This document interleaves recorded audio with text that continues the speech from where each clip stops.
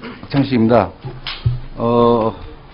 오늘 제가 질문할 내용은 그 문화부와 방통위의 부처 간 업무 조정, 두 번째로는 방송법 질적 성장에 대한 제도 개선, 통신발전기금, 방송통신발전기금, 디지털 방송 콘텐츠 지원센터 네 가지에 대해서 질문하겠습니다. 먼저 그 부처 간 업무 중복에 대해서 말씀을 드리겠습니다. 사실 지금 문화부와 방통위의 업무 중복이 사실 그 업계에서는 굉장히 좀 심각하다고 생각을 합니다. 그 내부적으로도 그 직원들분들도 아마 문화부나 방통위에서 같은 어떤 사안을 가지고 같은 목소리를 내도 시원찮은 판국에 오히려 업계에서는 굉장히 불만이 많습니다. 거기에 대해서 들어보신 적 있으십니까? 네. 그럼 구체적인 내용은 잘 모르고 있습니다. 그 지금 같이 그 공통된 의견들이 많이 있지 않습니까? 문화부와 방통위에. 그 컨텐츠 문제를 한꺼번에 통합해서 운영하는 것이 좋다 하는 것이 일반적인 얘기입니다. 그러니까 지금 이제 일반적이라고 말씀을 하셨는데 예를 들면 그 간접 광고, 예를 들어 PPL이나 그 외 방송 편성은 방송통신위원회에서 하지만 실질적으로 어떤 그 컨텐츠 제작 지원 뭐 이런 어떤 독립 제작사를 운영하는 건 또 문화부에서 한단 말이죠. 그럼 어떤 이 업계에서는 같은 목소리를 내는 쪽을 원하고 있는 거죠. 그러나 지금 정부 부처에서는 두 개가 분리되어 있습니다. 이쪽에 가서 들어야 되고 이쪽에 가서 들어야 되고 법원 방통위에 어떤 현장은 문화부에서 이런 부분은 같은 목소리를 내야 되는 거 아닙니까? 예, 그 컨텐츠 문제는 상당히 그런 문제가 있습니다. 앞으로 그래서 이걸 해결하지 않으면 안 되는 그러한 문제가 있기 때문에 지금 검토 중에 있습니다. 그래서 그 지금 검토 중이신 게 아니라 사실 이런 부분은 업무의 어떤 중복성을 피하기 위해서 검토보다는 이건 빠른 시일 내에 그 문제 해결을 해야 된다고 저는 생각이 듭니다. 예를 들면 그 다음 정부에서 똑같이 이런 방통위와 문화부의 이런 것들이 계속 지속돼야 된다고 생각하십니까? 아니면 다음 정부에서는 이거를 이원화시켜서 완전 분리를 해야 된다고 생각하십니까? 아마 이제 네. 정부 조직의 문제를 어떻게 할 것이냐 문제하고 연관이 되는데 그거는 앞으로 정부 조직을 개편할 기회가 있으면은 의원님께서 말씀하시는 것을 충분히 검토해서 처리를 해야 된다고 생각을 하고 있습니다. 그렇게 위원장 생각을 하고 예, 계시죠? 네. 네.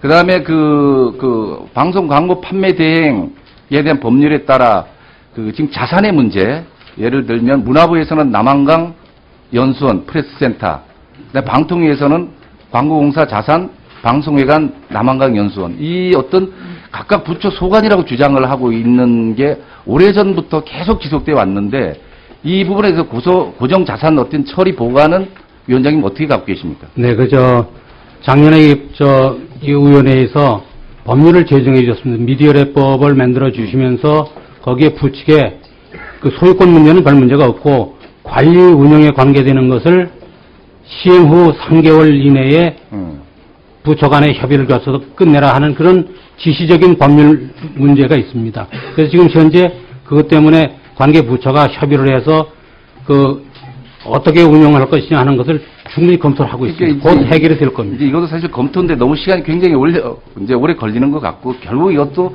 어떤 양 부처의 밥그릇 싸움 같은 느낌을 볼 수밖에 없는 겁니다. 이런 부분이 결국은 지금 직접 관련된 이런 어떤 우리 공무원들께서 절실하게 이런 것들은 파고들어서 해결해야 된다고 저는 생각이 듭니다.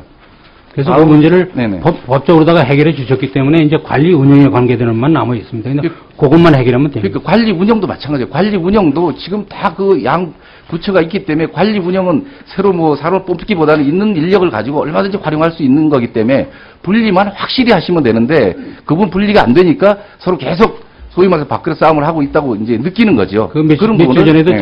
관계 장관끼리 모여가지고 의견을 해서 종합적인 의견을 가해가지고 지금 정리하고 있습니다. 거의 다 끝났습니다. 네. 네. 다음은 방송 발전 기금에 대해서 여쭤봐요. 지금 그 연간 조성액은 한 어느 정도 됩니까?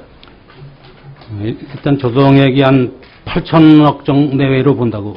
그 8천억 중에 예를 들어 지능 목적으로 사용해야 될 어떤 이런 여유 자금이 있지 않습니까? 예를 들면 거의 사업비로 집행하는 금액 외에 거의 사업부로 집행하는 게 보니까 한 54% 정도밖에 안 되고 나머지는 한 39% 정도 이 정도 여유 자금으로 해마다 발생하는데 그런 부분은 앞으로 그 기금 조성 취지와는 좀 맞지 않는 것 같은데 그 위원장께서는 어떤 의견을 갖고 계십니까? 이게 방발기금이 들쑥날쑥하게 생기는 이유는 그 전파를 공매 처분할 때에 많이 생겼다가 그것이 없을 때는 확 줄어들고 그런 현상이 있습니다. 그래서 이걸 일률적으로 처리하기는 상당히 어려운 점이 있는 걸로 알고 있습니다. 제 생각에는 어떤 이런 방송 분야에 그 열악한 어떤 이런 부분에 지원을 많이 해야 된다고 좀 생각이 듭니다. 그런 부분에 대해서. 예, 저도 예를 들면 예. 그 종편이나 방송사의 스튜디오가 굉장히 부족한데 어떤 일반 창고를 개조해서 스튜디오를 활용하고 있고 이런 부분에 대해서는 방송 환경 발전을 위해서는